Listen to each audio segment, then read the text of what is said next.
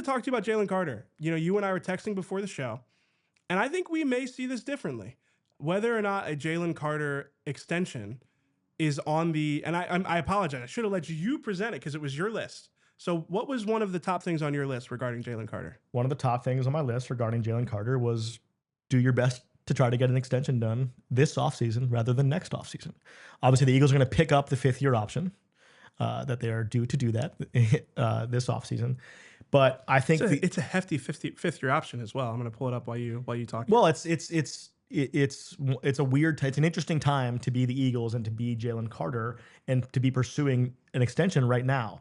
And you might say it's a little too early if you're an Eagles fan. Yeah, we don't have to do this right now, but like this is sort of like a strike when the iron's hot type of situation. It's like he's coming off his worst season, I would say. I would say even his rookie season was better than his sack production at the very least has been progressively going down. Right, and even like he ran out of gas at the end of that rookie year. He just wasn't that good this year, and he was hurt. Yeah, and he had to get multiple injections in his shoulders to get through the rest of the season. A problem that he said would probably need to get revisited this offseason. Yeah. So there's two sides to this, right? It takes two to tango in any sort of negotiation. If you're Jalen Carter, why would you do a deal right now? Because you're coming off your worst season. Well, if you're Jalen Carter and Drew Rosenhaus, is there a guarantee that Jalen Carter gets back to 95% of the level he played in 2024, which would put him at and above the contract Milton Williams got? It would reset the market for interior linemen, right? Does he get back to that? I'm sure if you're Jalen Carter and you're confident in yourself, you believe that. But there's also, you might know something more than we do about your shoulders and the future of those shoulders. And if you're the Eagles, it's like, okay, well, we might not be able to quote unquote afford this player. They will, they'll make it work to sign him. But you could get Jalen Carter at sort of a discount. Yeah, right now. It's interesting you say that because when we went into the season, I said I felt like Jalen Carter wasn't really playing to reset the defensive tackle market, but maybe not reset, but sit atop the non-quarterback market. And the difference is about $10 million, which is significant, especially with how high of a number we're talking about. The defensive tackle market, we mentioned it earlier, Chris Jones is at $31 million. I feel like if you were doing a Jalen Carter extension right now, you're probably still around that number. And if Jalen Carter had played exceptionally well this season, now you're talking high 30s, low 40s, where Micah Parsons and Myles Garrett are. Obviously, there's not a defensive tackle in that conversation, but I do think that he is a young enough player with enough upside and really enough of a track record already in his career of maybe not having the elite production, but being the game wrecker, being the player that the whole game plan has to be built around if you're the opposing offense. I think he has enough of a track record of that where you would have been in those conversations. I think if you... aren't you talking yourself into... No, I'm talking... And so here's what I would say.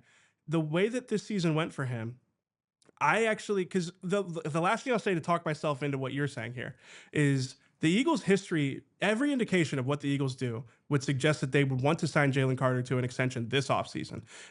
He's due $26.3 million on the fifth-year option.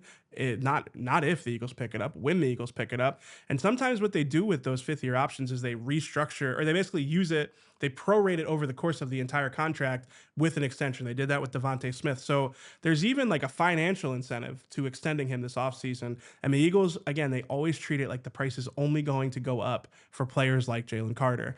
The reason why I don't know if an extension gets done this offseason is if I'm the Eagles, I am maybe a little bit alarmed by the fact that the production has pretty steadily gone down.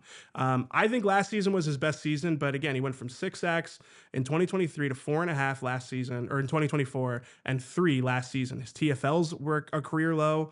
Obviously, again, he was hurt. He missed games. He missed games, but I still think even watching him, his impact was wayward. And I think the injuries had a big part of that, but for that reason, if I'm the Eagles, I wouldn't mind seeing it for another year before confirming that you want to sign this guy to a long-term contract that's at the top of the market anyway.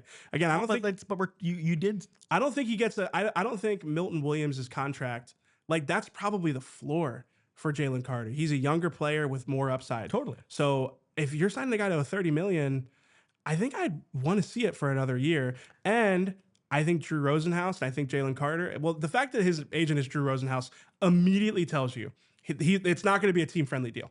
Like it might be team friendly in like, let's pull everybody behind the beat reporter curtain, right? Whenever these contracts get reported, it's always a win for the player first. It's always highest average annual value of any defensive tackle or most money in the deal, most guaranteed, whatever it is, right? And then a few days later, it comes out, oh, they offset this. All of a sudden, there's 4 void years and it's more team friendly than we first thought. That's always how these things get reported. So at the very least, if Drew Rosenhaus is your agent, you are going to win that first day by a lot. It's going to be something that grabs a headline and says, this is going to be a great deal, or, this is a great deal because of whatever number it was, right?